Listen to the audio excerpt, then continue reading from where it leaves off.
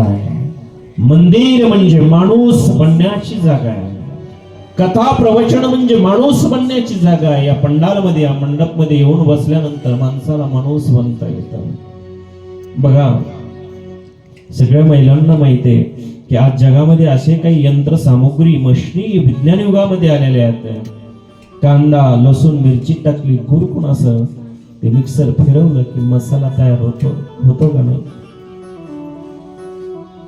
एवढंच नव्हे तर इकडे ऊस टाकला ना तर इकडे साखर तयार होते. आता अशा काही मशनी निघाल्या, तिकडे गहू टाकला ना पोळ्या लाटायचं काम नाही, इकडे पोळी तयार होऊन होते. अशा मशनी निघाल्या. आम्ही इकडे कपडे टाकले ना, कपडे वॉशिंग मशीन मध्ये धुवून निघतात. मग मला सांगा, जगाच्या पाठीवरती असं कुठं मशीन आलं का की इकडे आतेरी टाकला की इकडे सज्जन होईल? आहे का कुठं मशीन? इकडे दुर्जन टाकला तर इकडे सज्जन होईल? असं कुठल्याही कंपनीने आतापर्यंत कुठलंही मशीन काढलेलं नाही. ते मशीन माणूस बनण्याचं कोणचं असेल तर ते म्हणजे मठ मंदिर आश्रम कथा कीर्तन प्रवचने. लक्षात घ्या, इथेच फक्त माणसाला माणूस बनता येतं. शाम तेरे मिलने का सतसंग ही बहाना है. शाम तेरे मिलने का सतसंग ही बहाना है.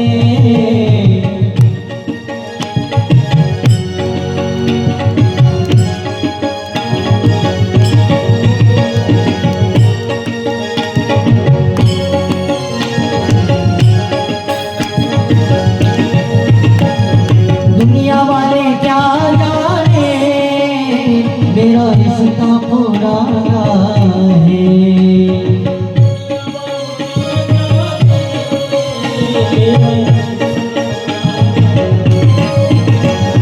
जब से मेरी लगन लगी दिल हुआ दीवाना है. हरी शाम तेरे मिलने का सतसंग ही बहाना है. शाम तेरे मिलने का सतसंग ही बहाना है.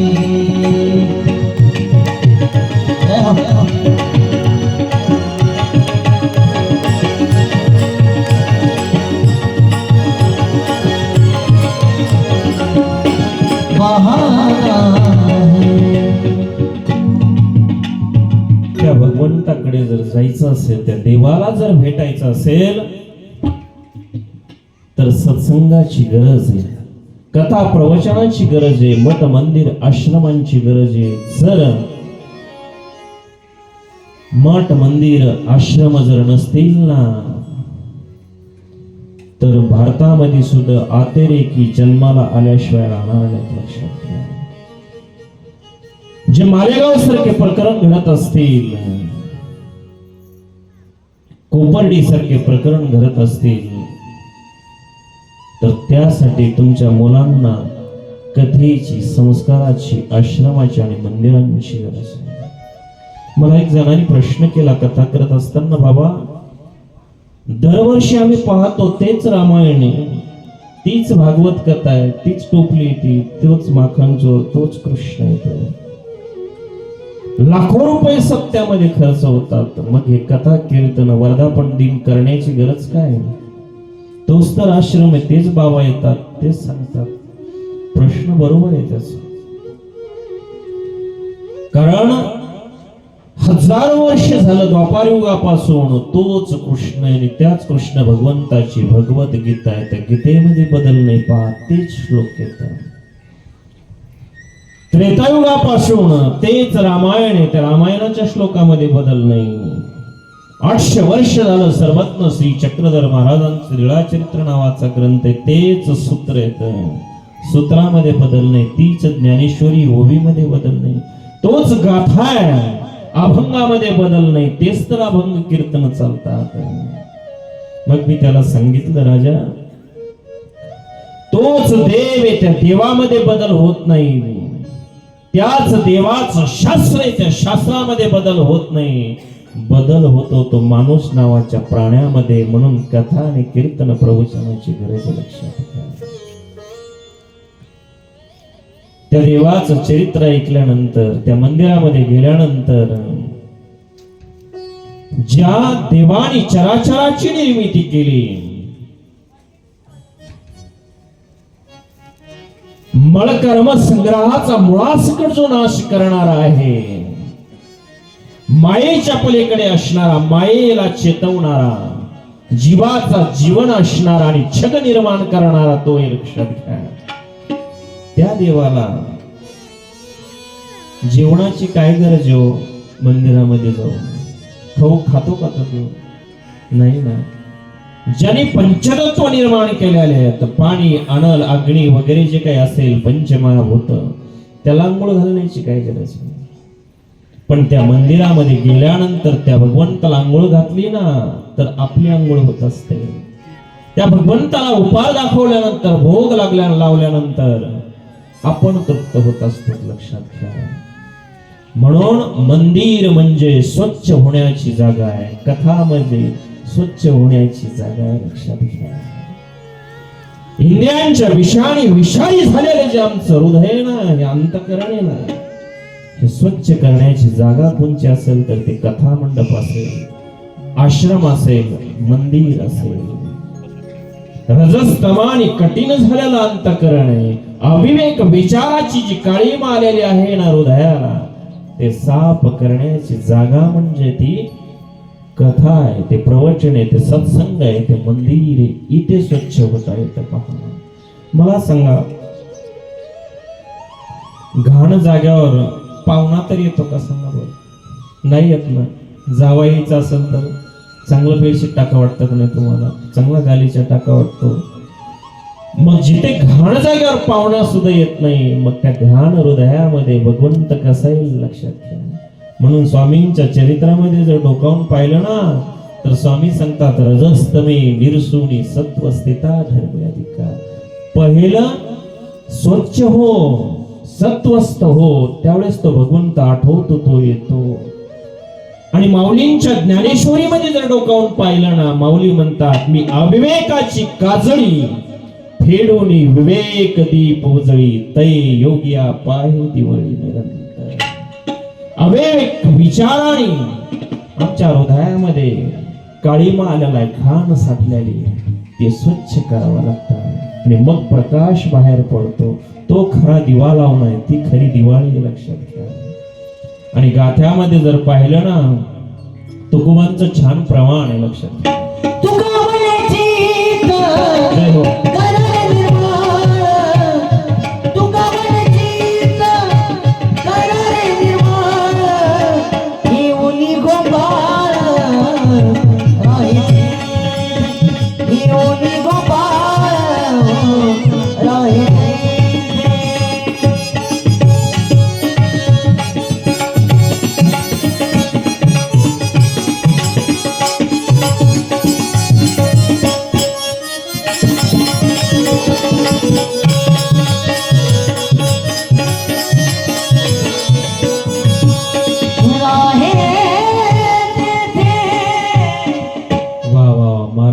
टाळी वाजवा. तुका म्हणे चित्त करारे निर्मळ, येऊन गोपाळ राय होते. महाराज सांगतात की अगोदर आपलं चित्त, आपलं हृदय, आपलं मन निर्मळ करावं लागतं. त्यावेळेस तो भगवंत त्या हृदयामध्ये वास करत असतो, येऊन राहत असतो. तुम्ही नदीवरती जाऊन, गोदावरीवरती जाऊन असेल, भागीरथी असेल, गंगेवरती जाऊन, कुंभमेळ्यामध्ये जाऊन तुम्ही आंघोळ करून बाह्य अंगाने स्वच्छ व्हाल, पण अंतर अंगाने इथे घाण साठलेली ती आणि स्वच्छ होणार नाही. लक्षात घ्या. तुम्ही अनेक प्रकारच्या साबण लावून बाह्य अंगाने स्वच्छ व्हाल, शॅम्पू लावून, केमिकल लावून बाहेरून आम्ही स्वच्छ हो, पण या हृदयामध्ये जो काळीमा आलेला आहे, तो घाण आलेली आहे ना, ती फक्त मंदिरामध्ये या ठिकाणी आल्यानंतर तुम्ही स्वच्छ होणार आहे. तुम्हाला एक दृष्टांत सांगतो. पूर्वीच्या काळामध्ये, आता इन्व्हर्टर बल्ब निघाले सुरू होते, पूर्वीच्या काळामध्ये कंदील होते. बरोबर आहे की नाही मावल्या? होते का नाही कंदील? तुमच्या काळात होते का? बोलत जा ना. ते कंदील होता, त्या कंदिलाला खालून स्टँड असायचं. मध्ये काच असायचा आणि वरती झाकण असायचं. ज्यावेळेस ते झाकण काढून रात्रीची वात लावली ना, रात्रभर तो कंदील जळायचा. जळाल्यानंतर त्याला काजळी येते. पुन्हा दुसऱ्या दिवशी ती वात लावल्यानंतर पहिल्या दिवशी सारखा प्रकाश कंदिलाचा पडत नाही, लक्षात घ्या. मग आजी तू काय करते? काजळी आल्यानंतर काय करते? काच काढते, बरोबर आहे. आणि काच काढल्यानंतर त्याला साफ करते. कशी साफ करते? बाहेरून करते का आतून करते? वा वा, हुशार आहे तुमच्याकडचे महिला. जसं त्या काचाला काजळी आल्यानंतर आतून साफ करावं लागतं. बाहेरून साफ करून चालणार नाही. आतून हात घालून त्याची काजळी काढले ना, पुन्हा त्याच्यावर काच ठेवला की लक्का असा प्रकाश पडतो. तसं हे देह म्हणजे कंदील आहे. खालची पायेत ना मांड्या घातलेली, त्याचं स्टँड आहे, लक्षात घ्या. हे हृदय म्हणजे काच आणि कंदिलाचं वरचं झाकण आहे. या हृदयामध्ये बाहेरून काच पुसून चालणार नाही, आतून आपल्याला साफ करायचंय. जगाच्या पाठीवरती कुठलीही कंपनी निर्माण झाली नाही की हृदयाला तुम्ही साफ करू शकाल. ते साफ करण्याचं मशीन म्हणजे मंदिर, आश्रम आणि कथा कीर्तने, लक्षात घ्या. इथे साफ होता येतं, इथं साफ होता येतं, लक्षात घ्या. कथा भागीरथी स्नान ते करीती, कथा भागीरथी स्नान ते करीती, कथा भागीरथी स्नान ते करीती, कथा भागीरथी स्नान ते करीती.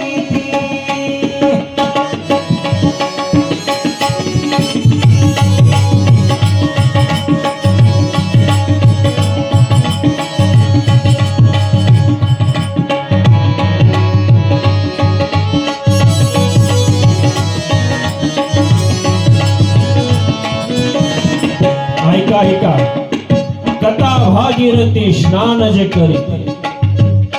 अहो, आम्ही एखाद्या नदीवरती जाऊन स्नान करू नव्हे तर कुंभमेळ्यामध्ये अनेक लोकांची त्या ठिकाणी गर्दी असते. आम्ही आमच्या संसारामध्ये जे पाप कर्म करून आम्ही कठोर झालेलो असतो ना, कदाचित तुमच्या बाह्य अंगाने तुम्ही त्या नदीवरती पाप धुण्यासाठी जाल, त्या ठिकाणी अंघोळ कराल. पण अनेकाला या संसारामध्ये दुखावल्यानंतर, संसारामध्ये अनेकांना मारल्यानंतर, अनेकांचे घात केल्यानंतर जे हृदय कठोर झालेलं आहे ना, जिथे देव येत नाही त्याला आठवल्या जात नाही, त्या अंतरंगाला, त्या हृदयाला तुम्ही हजारो वेळेस त्या कुंभमेळ्यामध्ये डुबकी जरी लावले ना, तिथं स्वच्छ नाही करू शकणार. म्हणून शेवटी संतांना म्हणावं लागलं, माणसा तुला कुठे स्वच्छ होत आहे? कथा भागीरथी स्नान ते करीती, कथा भागीरथी स्नान ते करीती, कथा भागीरथी स्नान ते करीती, कथा भागीरथी स्नान ते करीती.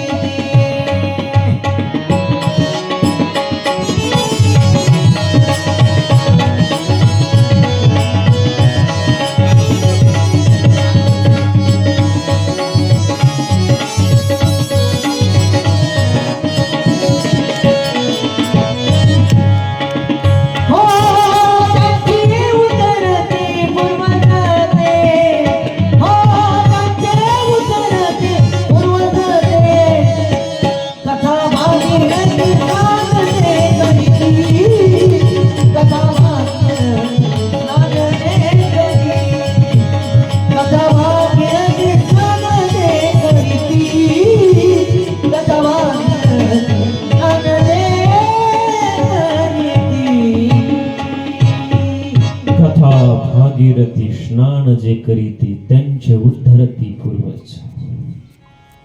त्या भागीरथीमध्ये स्नान करून नाही, कथेमध्ये, या ज्ञान गंगोत्रीमध्ये इथे तुम्हाला स्नान करावं लागणार आहे. एक बाबा, एक संन्यासी नदीच्या काठावरती बसलेले होते. तुमच्यासारखे एक सदग्रस्त गंगा स्नानम असं म्हणतात ना, गंगेवरती स्नान केल्यानंतर पापांचा नाश होतो. गंगेवरती आल्यानंतर डुबकी लावली, पुन्हा गंगेतून निघला, पुन्हा डुबकी लावली, पुन्हा निघला. ते बाबांनी पाहिलं, काय करतोस? काही नाही, मी स्वच्छ होण्यासाठी गंगेमध्ये आलो. बाबांनी सांगितलं, लिंबाचा ढगळा आहे ना, लिंबाचं पान कसं असतं? गोड असतं का तुमच्याकडे? कडू असतं ना. बाबांनी काहीच नाही निरूपण केलं, सहज काही संत निरूपण करत असतात संसारामध्ये. तो ढगळा मोडला आणि त्याला सांगितलं, अरे बाबा, हा पाण्यामध्ये बुडव. जो कडू आहे ना, तो पाण्यामध्ये बुडला, 2 वेळा 3 वेळा बुडला आणि पुन्हा बाबांनी सांगितलं, याचं पान तू खाऊन पाय. ज्यावेळेस पान तोडलं आणि तोंडात टाकलं तर कडू लागलं. महाराज, हे कडू आहे. त्यावेळेस बाबा सांगतात की लिंबाचं पाणी कडू आहे, मग त्या पाण्यामध्ये बुडल्यानंतर ते गोड व्हायला पाहिजे ना. संसारामध्ये तू जर पाप करून त्या पाण्यामध्ये शिरल्यानंतर तुझे पाप धुतले जातात, तर मग हे पाणीही गोड झालं पाहिजे. नाही गोड होता येत त्याला, लक्षात घ्या. म्हणून याच ज्ञान गंगोत्रीमध्ये, याच कथा भागीरथीमध्ये, या मंदिरामध्ये इथे तुम्हाला स्वच्छ होता येतं. ते मंदिर स्वच्छ होण्याची जागा आहे, काहीच करू नका. बाबांनी जो वर्धापन दिलाय ना, जो ठेवलाय ना, इथं मंदिरामध्ये आल्यानंतर काहीच लागत नाही, पैसा लागत नाही त्या देवाला, काहीच नाही, काहीच नाही. काहीच करू नका. त्या मंदिरामध्ये समोर जाऊन बसा. मी आणि माझं विसरून जा क्षणभरासाठी. पश्चाताप दत्त अंतकरणाने प्रायश्चिताचा हुंकारा बाहेर टाका. त्या मंदिरातील मूर्तीशी, त्या देवाशी संवाद साधा. त्या पाषाणातला देवही तुम्हाला तारल्याशिवाय राहणार नाही, लक्षात घ्या. त्या दगडातला, त्या मूर्तीतला, त्या पाषाणातला देवही तुम्हाला तारल्याशिवाय राहणार नाही. पण आम्ही नाही. आम्ही त्या मंदिरात जातो, त्या आश्रमात जातो. आमच्या पंचाळेश्वरला सुद्धा अनेक भक्त मंडळी येते. जाळीचा देव असेल, फलटण असेल, आम्ही त्या ठिकाणी आमचं दुःख नाही, आम्ही पाहत नाही आम्ही काय केलं. आम्ही फक्त त्या ठिकाणी जातो तर कशासाठी? मागण्यासाठी जातो. जीवाला मागण्याचा अधिकार आहे, पण काय मागावं जीवाला कळत नाही, लक्षात घ्या. मग त्या ठिकाणी गेल्यानंतर आमचं मागणं एवढंच असतं, मला सून मिळू दे, सुनाला मुलगा होऊ दे, पुन्हा मुलाला मुलगा होऊ दे, धन मिळू दे, संपत्ती मिळू दे. एवढंच आहे की नाही? एवढंच आम्ही मागतो. संपत्ती होऊ दे, आमच्या घरामध्ये बाबा सुखच लाभत नाही, सुख मिळू दे, एवढंच आमचं मागणं असतं.